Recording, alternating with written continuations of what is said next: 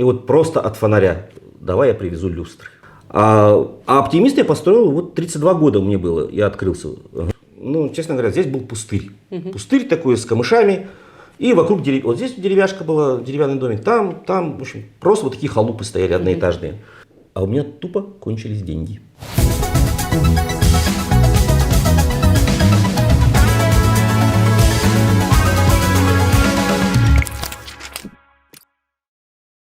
Когда-то, 9 лет тому назад, я именно здесь стояла и ждала свой прием к Ивану Васильевичу, чтобы получить место под нашу первую кофе-точку. Тогда в торговых центрах не было практики давать в аренду островки, и многие нам отказывали. Например, там очень трендовый был торговый центр ТРК Туймада, и чтобы туда попасть, нужно было, ты должен заходить с большими инвестициями, с каким-то крутой франшизой, или у тебя должен быть супер крутой продукт, а если там в нашем случае была там одна кофемашина на зарплате супруга, то тебя точно туда не впускали.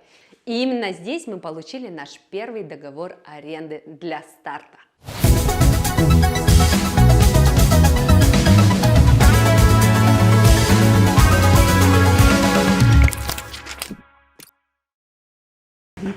Расскажите, Иван Васильевич, про ваши первые шаги в бизнесе.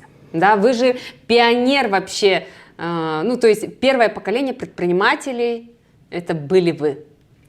Ну, начнем с того, что получилось абсолютно случайно. В 91 году летом позвонил мой друг, одноклассник, и говорит: давай откроем брокерскую контору. Он только что приехал из Москвы. Я, говорит, ничего толком не понимаю, но понимаю, что там, короче, что-то интересное. 91 год, страна только-только, еще не было этого, еще был даже вот это вот конец социализма. То есть, и все, и мы открыли брокерскую контору, тогда было вот очень, очень интересно. Ну и с тех пор вот как раз ну, очень было все непонятно, но мы были абсолютно бесстрашные. Вам сколько лет тогда было? 21 год. 21 год, да? Да. Но я помню, еще у вас была история с арендой потолка. Это было потом уже, лет через 10. Ну расскажите, это для меня всегда такой прям очень яркий пример, как предприниматель, выходит, находит решение. Про эту историю тоже очень интересно, думаю, что... Ну, на самом деле, да. Тут получилось тоже, опять же, все так. То ли случайно, то ли не случайно. То есть я работал с Олегом, была такая электротехническая компания, владелец Тютюнников Олег Эдуардович. И перед кризисом как раз 97 года я ему поставлял из Китая электроматериалы. Потом случился кризис, и город ему задолжал очень много денег, и, соответственно, а он мне. И нужно что-то делать. Ну, что сидеть, ждать этих долгов, когда они тебе вернутся. Ну, ладно. И я думаю, господи, ну хоть что-то. Ну, вот, и я такой думаю, так, и вот просто от фонаря, давай я привезу люстры. Давай я привезу люстры, да? Да, вот и в его магазин, вот у него был магазин Электроопт по Курашова, и он был пустой у него. Все, вот тогда я поехал в Китай на обум, накупил каких-то люстр, вообще просто от фонаря, повесил у него. Потом нужно было открыть еще филиал, это был магазин Део Лена в автовокзале. И вот про потолки это было, да, я пришел к ним в Део Лена, а у них был большой такой зал, и там внизу стояли стиральные машинки. Я говорю, так, ну вот, а там проходимость очень хорошая.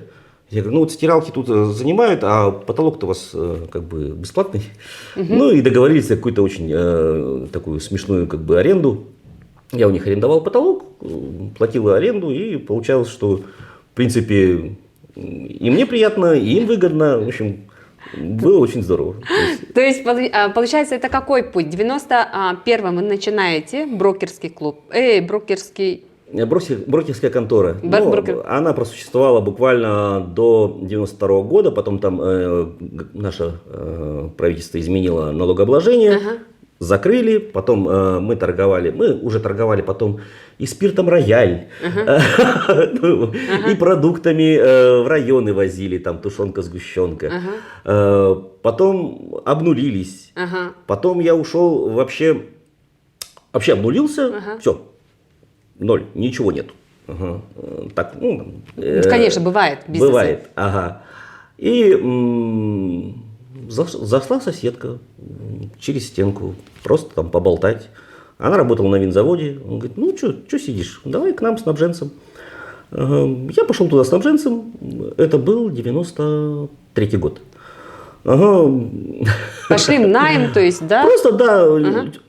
Через месяц так получилось, что начальница моя уволилась. Ну и я стал через месяц начальником отдела снабжения. Вот тогда еще комбинат Якутский назывался. Тогда был винзавод, пивзавод, там безалкогольное производство. Ну это была большая, там 400 человек народу, большая такая компания. Сейчас уже ФПК Якутия называется.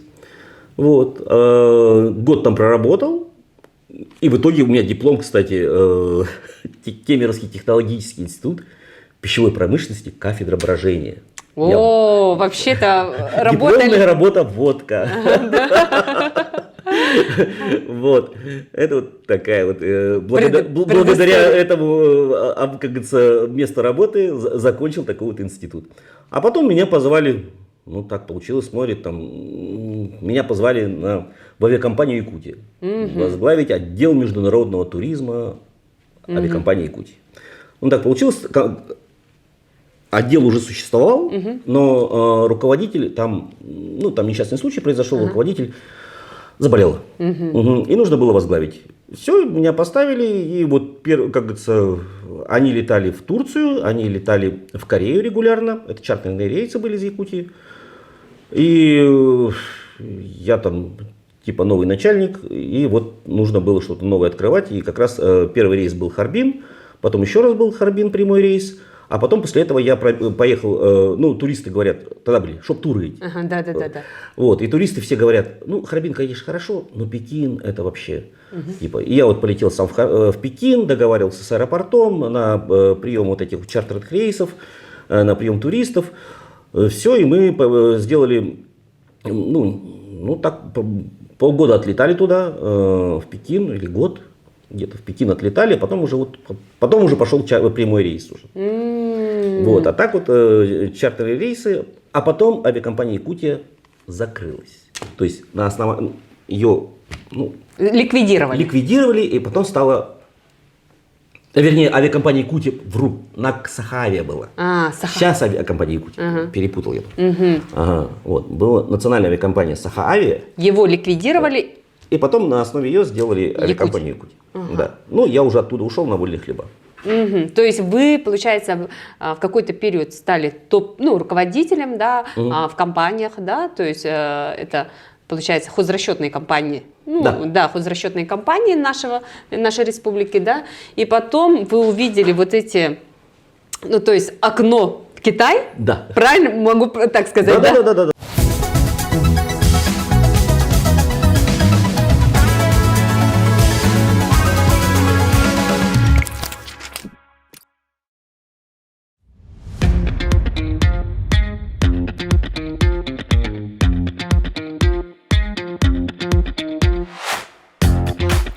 Нужны средства на развитие вашего бизнеса? Программы бизнес-займов от Алмаз Кредит Сервис. Для срочных целей программа «Экспресс» до 5 миллионов рублей. Бизнес-займ оборотный на пополнение оборотных средств. Программа на закупку товара и материалов для вашего бизнеса. Занимаетесь госконтрактами? Специально для вас программа на исполнение контракта, на пополнение внеоборотных активов. Займ на развитие. Развивайте ваш бизнес вместе с нами. За 19 лет мы выдали более 6,5 миллиардов рублей займов для бизнеса. Быстрое решение, индивидуальный график, досрочное погашение без переплат. Оставьте онлайн-заявку на сайте almazkredit.ru. Алмаз Кредит Сервис. Ваш надежный финансовый партнер. Иван Васильевич, я в «Оптимист» захожу и его не узнаю, да, как говорится. Расскажите, какие у вас тут изменения произошли, потому что Вот таких экранов год тому назад точно не было. Что это? Ну, это вот LED-экраны. Ну, на самом деле сделали полный ребрендинг вот первого этажа. И вообще как бы хотелось сделать, чтобы торговый центр зазвучал по-новому, ожил по-новому. Тут мы сделали, ну, вот здесь полностью реконструкцию, то есть туда вот дальше проход стал. Вон та зона вся по-другому засияла, полы, все, потолки, все поменялось. Арендаторы, первый этаж тоже новый. Все поменялось.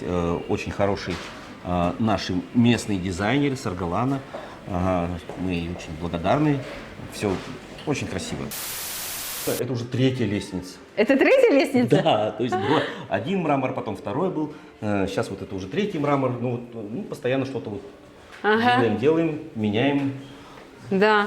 Айна, смотрю, Knit Fit тоже, но, ну, как бы молодые предприниматели, да? То есть... Ну, они, вот реально, они быстро, вот, только встают вроде бы, бах-бах-бах-бах-бах, и уже такие, тут же буквально через несколько месяцев приходят и говорят, нам нужно расширяться.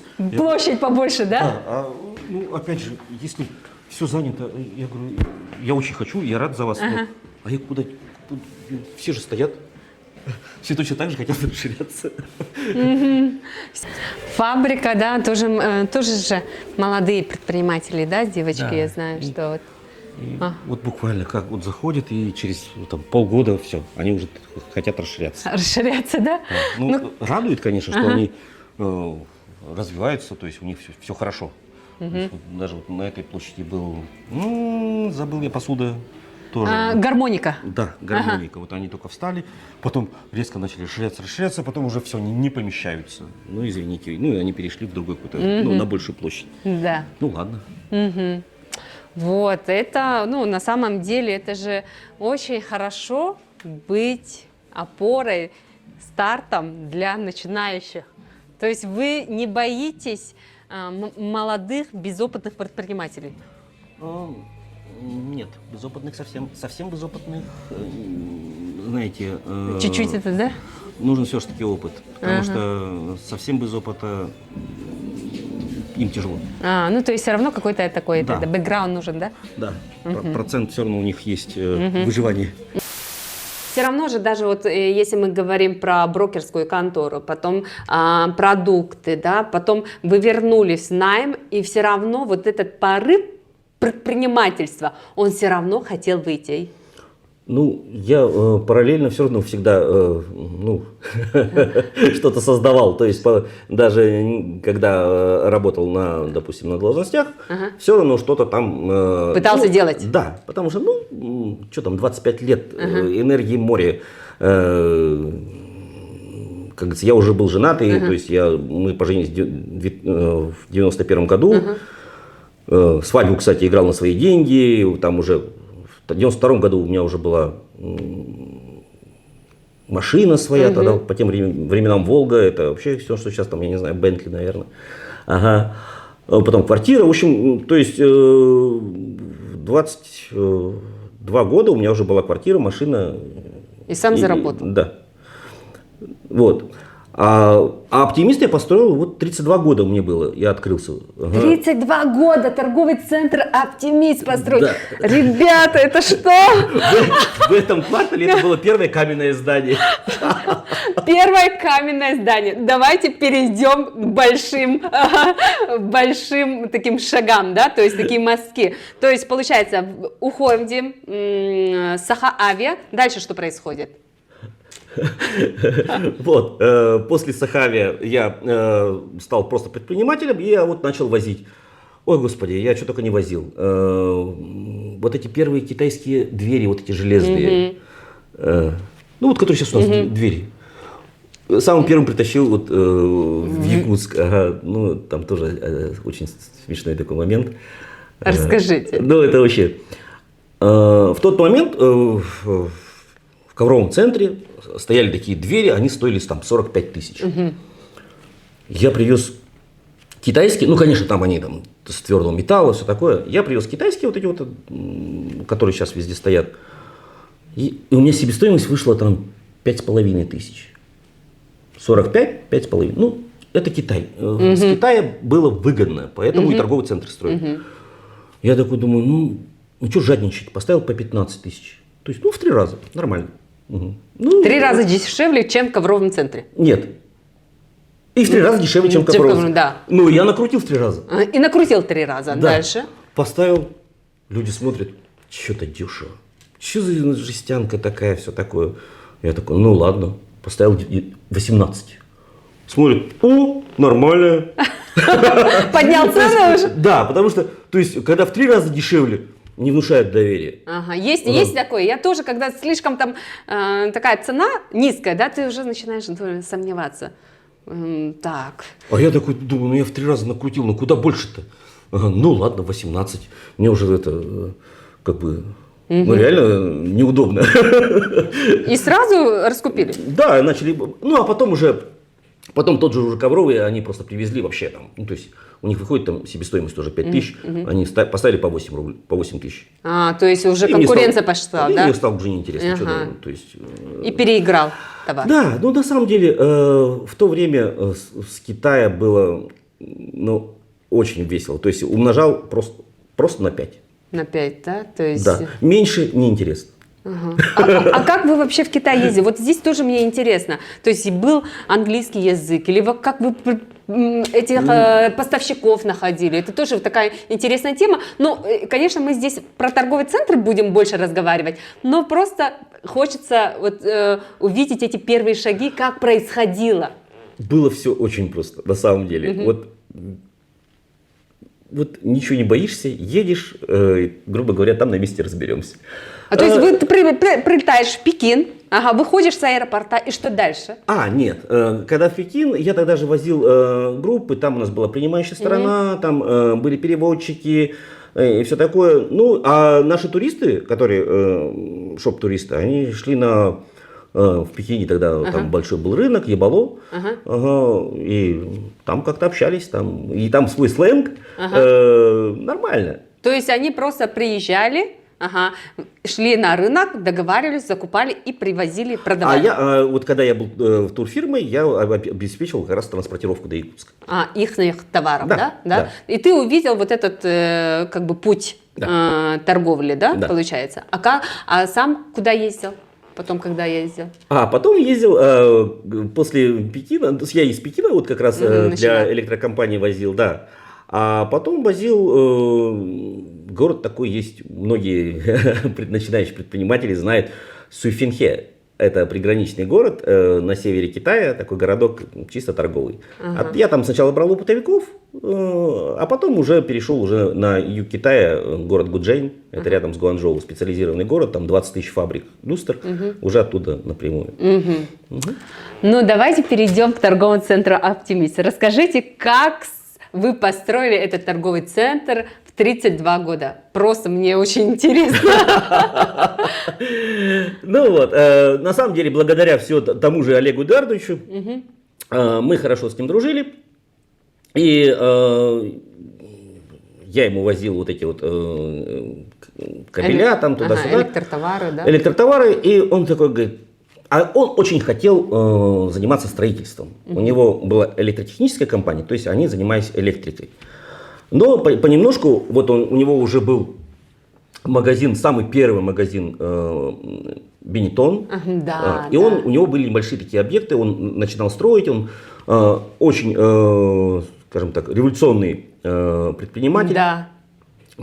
Вообще вот первый хороший продуктовый магазин, ну вообще классно. Вот. Потом, если кто помнит, вот эти вот Ренессанс, Да, конечно. все вот эти самые бренды, это все Армани, да. все благодаря ему, Макс Мара, все это человек, который в Якутию вез действительно хорошие бренды, старался что-то вот такое сделать качественное. Прогрессивный такой. Да, очень прогрессивный.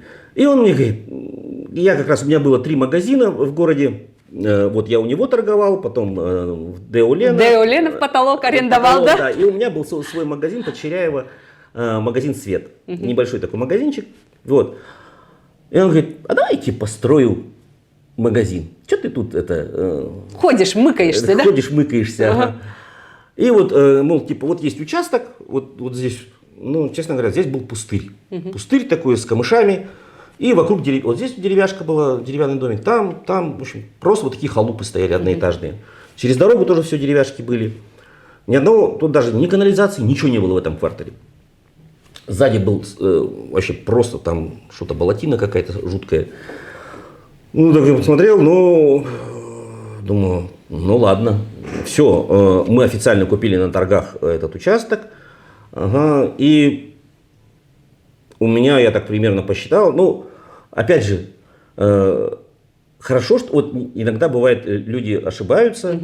Короче, я примерно у ихнего сметчика спрашиваю, ну, сколько будет стоить построить там, допустим, двухэтажное каменное здание. Потому что, ну, по деньгам мне вот только на 2 этажа хватало. И он мне примерно навскидочку сказал, и ошибся, ну, где-то в 3 раза. То есть Сколько меньше. сказал? Сказал 3 миллиона, но тогда в итоге вышло 8. То есть 3 миллиона, ты думаешь, ага. Я думаю, ну, обороты у меня были совсем другие. Я такой думаю, так, ну, 3 миллиона, ну, это было 20 с лишним лет назад. Да. Ага. О, ну, как-нибудь вытяну. Все. Начинаете строить? Начинаем строить. Мы построили буквально только 1 этаж. И было начали строить в 2001 году, и было наводнение в Ленске. Ага, да, помню. Конечно, плохо говорить что на мое счастье. На мое счастье, почему? Потому что у меня, вот построили 1 этаж, и весь цемент, ну, то есть запретили отгружать на город, потому что нужно было спасать Ленск. И весь цемент пошел туда. А у меня тупо кончились деньги. Просто денег нету. Просто денег нет. Ну, то есть, слава богу, цемент не дали. Потому что у меня на самом деле деньги закончились. Ну, я потом за зиму денег подкопил, и потом мы там заложили все. Мы даже тещину квартиру заложили, потому что нам кредиты не давали. Ну, здание незаконченное, обороты у меня все... Мизерные, по их сравнению, да? Ага. И просто я занимал там у знакомых, у соседа через дорогу, в общем... Очень все близко. И то все равно денег не хватало. В итоге моя супруга как раз вот в тот момент подключилась к бизнесу Ирина Александровна. До этого она сидела дома с детьми. И вот сейчас она подключилась, и она, и наша... Мы одноклассники. Ее школьная подруга Инна Рафаэльевна, а сейчас она у меня директор Оптимист Профа, тогда она была риэлтором. Все. И они вот... Задача была найти арендатора. Вот у меня тут стоит только коробка голая. Найти арендаторов и взять у них аренду за год вперед. Нету торгового центра. То есть, ребята, нету торгового центра. Не хватает денег, чтобы достроить его. Задача найти на этот недостроенный торговый центр арендаторов и взять у них оплату аренды за год. На год вперед. На год вперед. Ну, тут, ну, опять же, из-за того, что город маленький, да, и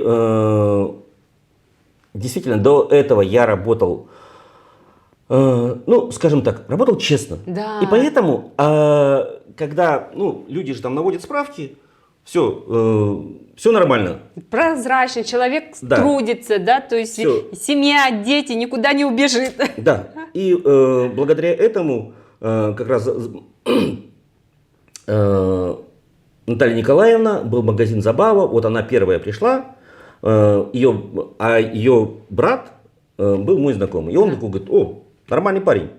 Он как раз и как бы просто словом поручился. И она первая пришла, вот магазин «Забава» был здесь такой очень хороший детский магазин, просто шикарный. Вот, они сейчас потом переехали. Вот, и вот она первая зашла, потом был самый первый в городе магазин дисков, который самообслуживание, «Звездный дождь». А до этого были магазины все через прилавок. Еще самое интересное, когда мы открылись, никто уже сейчас не помнит, но все промтоварные магазины работали с обеденным перерывом. И вот ты там идешь, допустим, 50 градусов мороза, Приходишь там в 3 часа дня, а у них перерыв с 3 до 4. Все, и магазин просто дверь закрыта, они обедают. А я в то время много ездил уже, там и был и в Китае вот постоянно ездил. И такого нигде нету. Ага, чтобы на обед закрывался. Еще все промтоварные в воскресенье не работали. Не работали. И мы вот когда открылись, мы ломали вот этот стереотип. То есть мы работали без выходных и без обеда. И это была революция. То есть наши арендаторы, они, хозяева, конечно, поддерживали нас. Продавцы выли, стонали, но что делать? Работать надо. И по воскресеньям тоже. Ну и вот раньше было... все, промтоварные магазины, просто вот там универмаг, там что там, они просто не работали. Там тысячи мелочей в воскресенье работал, а мы работали. Да, это вообще очень вдохновляющая история. Я просто эту историю знаю еще со слов Елены Александровны, да, как они арендовали офис и сдавали помещение в несуществующий торговый центр, да? Да. То есть это вообще просто разрыв шаблонов, да? А дальше что было? Вот, то есть получается, то есть вы его просто за 2 года труда родили этот проект, да? То есть прям... Да, но было как? Он был 3-этажный. Никто уже не помнит. Здание первое было 3-этажное. Потом через год я построил еще 2 этажа. Потом через год купили 7-ю столовую. Да, это вообще тоже... 7-я столовая, а она с уличной стороны была 2-этажная, как сейчас, а задняя часть была 1-этажная. Там были цеха варочные, там холодильники какие-то, все такое. Все, мы это все за зиму разломали, вывезли там сколько-то, 150 КАМАЗов кирпича, вот эти перегородки там такие мощные. Все это все разломали и сделали вот первый тогда торговый центр «Апельсин». Вернее, не первый, а вот торговый центр «Апельсин». Первая часть, я имею в виду. Потом через год надстроили еще 2 этажа. Потом через год пристроили вот здесь 5-этажную часть, вот в которой мы сейчас сидим. Это пристрой уже к тому первому «Оптимисту». Тогда вот такой ремарка, да? То есть, когда вы «Апельсин» покупали, сколько денег заплатили и сколько вложили в этот проект? Тоже просто, это же капитальные помещения, да, и они требуют, все равно достаточно больших инвестиций даже в то время. И были ли привлечены кредитные средства? Вот, тогда первую часть, вот эту 7-ю столовую мы купили с партнером. И вот он привлек тогда, вот тот торговый центр был куплен на кредитные деньги. Он привлек деньги, это было 33 миллиона. 33 миллиона. Просто на покупку. А потом еще реконструкция, куча денег. Еще же надо платить этот кредит? Еще кредит платить и еще на реконструкцию на самом деле. А реконструкция сколько? Ай-яй-яй, сейчас я боюсь ошибиться, но где-то, наверное, 16 миллионов. Это 50 миллионов, да? Ну, вообще смелые. Да вообще отчаянные. Просто отчаянные, да. Вообще люди считают, что вот построил торговый центр и жизнь удалась. Это очень легкий бизнес. Так ли это? На самом деле, если сравнить с ресторанами, реально легкий бизнес. Потому что, действительно, вот, скажем так, что «Оптимист Проф», что «Апельсин», там у меня сидят управляющая компания. Я туда езжу просто так посмотреть, что кого.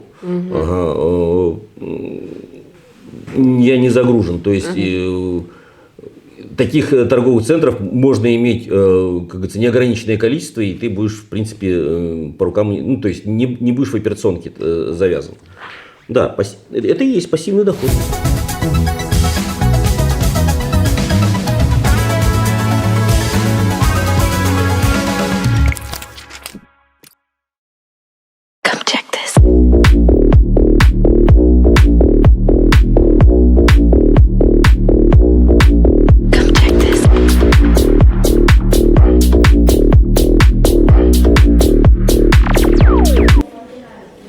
Вот именно здесь была наша кофе-точка, да?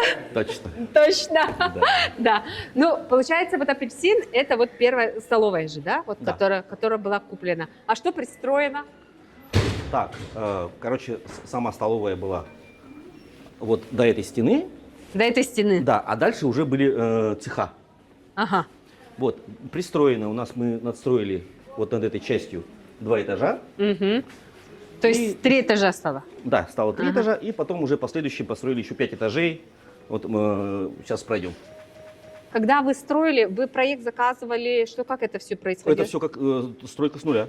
Да? То есть разрешение строительства, все, изыскание, все как полагается. Все как полагается. Да, То есть проектная организация, все. сначала проектная организация, даешь техзадания, потом этот проект защищаешь, да? Да. Получаешь По всем инстанциям, всё. разрешение. Ну, короче, долгая история. Да, то есть вот сколько всех этих реконструкций, это каждый раз новая стройка. То Каждый есть раз каждый новое. раз новое разрешение строительства, все эту архитектуру доказываешь, все инстанции. вот, То есть юридически, что такое строительство, вы все знаете. 7 раз. Да. 7 объектов. 7 7 объектов 7 раз. Это наши тренера все. Это тренера? Да. Вау! Да, это вот наши тренера, вот все, наши тренера. Вот такие красавцы. Сколько раз занимаетесь сами? 3 раза в неделю. 3 раза? А Да? больше нельзя. Да? С тренером? Да, обязательно. Организм должен восстанавливаться. Сразу такая энергетика, да? Тестостерона просто. Здравствуйте. Ну, поэтому, какие к черту занятия дома, да? Да, какие занятия? Атмосфера какая, да? Да, занятия в клубе всегда занятия в клубе. Это никакой домашний там интернет не заменит. Да. Даже если дома оборудован у тебя какой-то маленький там спортзальчик, Ага. все равно здесь атмосфера другая. Вот Конечно, вообще всё. мощная, да? Оно, Ага. и, О, привет. оно и в воздухе витает. Вот это Ага. вот.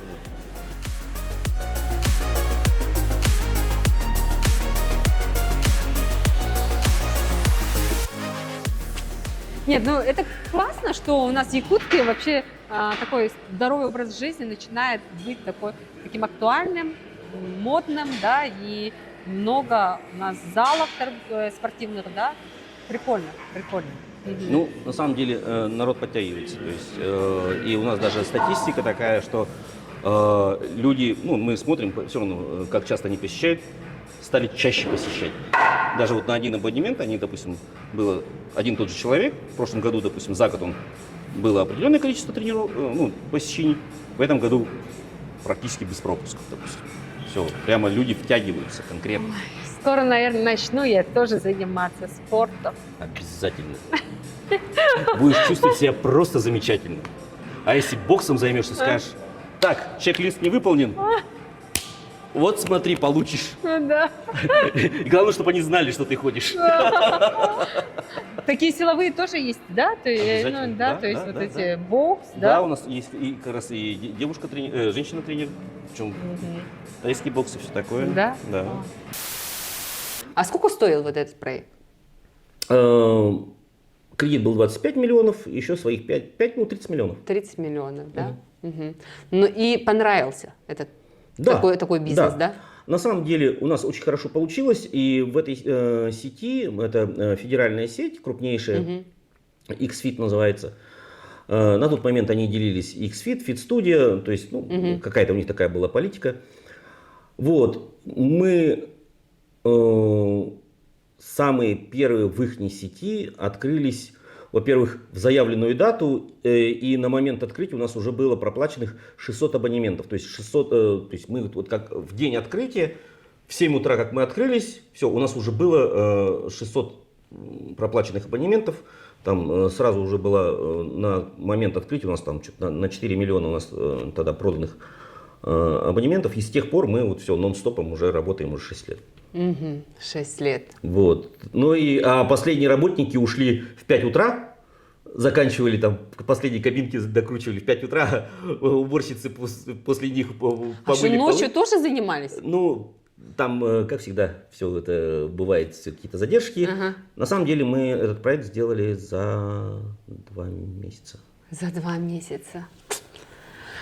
То Ой, есть, поэтому вот все это было очень быстро, и оборудование вот только прямо к открытию подошло, чуть-чуть там задержалось.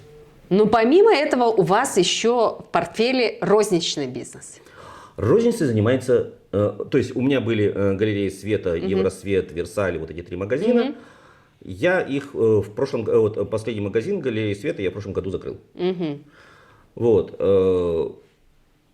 Почему? Потому что когда я 15 лет был монополистом в республике, работать монополистом удобно. Да. Когда пошла большая конкуренция, а это как раз мои тоже ребята, которые у меня работали, сначала продавцами, потом управляющими, замечательные ребята, очень способные, все. То есть на тот момент, когда они ко мне приходили, им было 20 лет, сейчас они уже зрелые предприниматели, все супер. И мне с ними тяжело бодаться, если что. Ага, я не буду кривить душой. И реально с такими сильными ребятами бодаться, конкурировать очень сложно. Ну и я просто думаю, зачем? То есть приходит цикл, когда, ну, то есть бизнес там устаревает, да, или там получается там конкуренция, или вот, как говорили, маржинальность теряется, да, и уже не становится так интересно, и тут появляется уже другое детище, которое больше вовлекает тебя, увлекает. Да, он все равно, галерея Света все равно была прибыльная, даже при конкуренции, все такое, но это все равно не та маржинальность. То есть я когда, начинал? Вот я говорил же, там до 5 умножать. Вот, после того, как ты много лет умножал на 5, как говорится, а тут какие-то проценты. Ой. Ну, еще интернет. Интернет подключился. Да. Ну, в общем, короче. Закрыли. Закрыл. Все. И нормально. То есть, потому что, решил. Да, и начал заниматься более там масштабными проектами, да, тот же фит-студия, да, которая там 30 миллионов, да, то есть.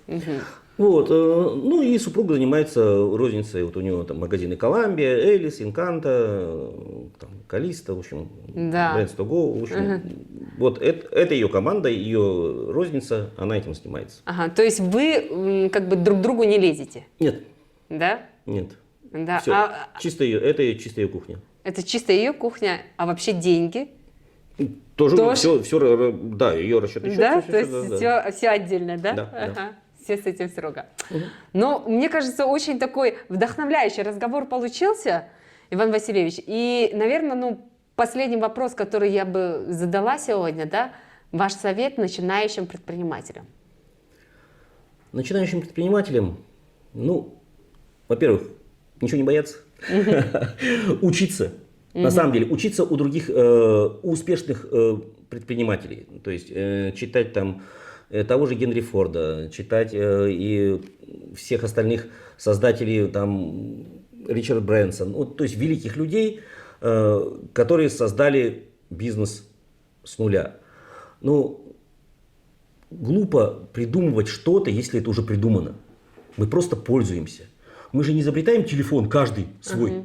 Мы просто покупаем телефон и им пользуемся. Реально, это глупо вообще. Придумывать? То есть уже все придумано? Уже все придумано. Инструменты. Телефон у нас инструмент. Да. В бизнесе тоже есть инструменты. Финпланирование, там найм, все. Это уже все придумано. Просто нужно взять, выбрать какую-то удобную модель, обучить себя, персонал, все, и этим пользоваться. Очень интересный такой совет, да, то есть все уже придумано. Можете, Иван Васильевич, какие-то там книжки или какую-то школу, может быть, которая вам помогла вот реально настроить бизнес-процессы? Но это не реклама, а вот реальный такой. На самом деле много. Много, да? То есть и книжек много, реально, вот просто почитайте. Сейчас огромное количество в интернете, огромное количество, как говорится, на книжных прилавках. Даже тот же наш Томский, вот обязательно его нужно всем прочитать, потому что это гениальная книжка, просто с удовольствием. То есть успешные кейсы нужно читать. Они вдохновляют, они обучают. Там, у каждого не обязательно все копировать. То есть у каждого какую-то крупицу там. и это как инструменты.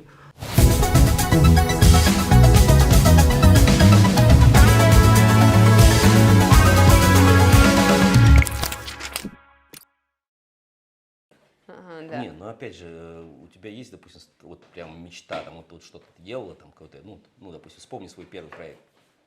Ну, первый проект. Я сейчас как раз Ну, мы... успешный. Ну да. Ну вот, ну я не думаю, что это прямо там легко далось.